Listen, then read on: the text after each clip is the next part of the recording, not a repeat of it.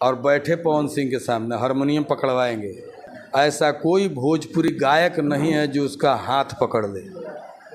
ये ट्रूथ।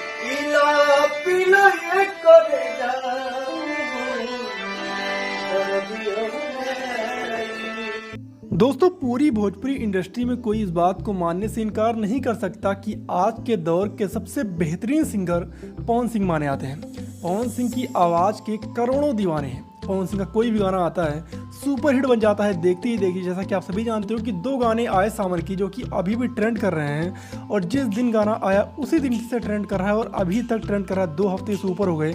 ये अपने आप में बहुत बड़ी बात होती है। आगे आप सभी ने देखा इंटरव्यू विनय बिहारी जी का, जो कि भोजपुरी की बहुत ही बेहतरीन गीतकार है, बहुत ही बेहतरीन राइटर हैं, और उनका कहना है कि भोजपुरी इंडस्ट्री में पवन सिंह से बेहतर सिंगर अभी तक कोई नहीं है। कमेंट सेक्शन में आप सभी बताइएगा कि आप सभी को क्या लगता है, और अगर आपको ये वीडियो अच्छी लगी हो तो वीडियो को लाइक करके और चैनल को सब्सक्राइब करना बिल्कुल भी ना भूलें। और कमेंट सेक्शन में ये भी बताइएगा कि आप सभी को सावन के तीनों गानों में से कौन से गाने सबसे बेहतर लगे। ठीक है, मिलते हैं अगली वीडियो में। Thank you so much.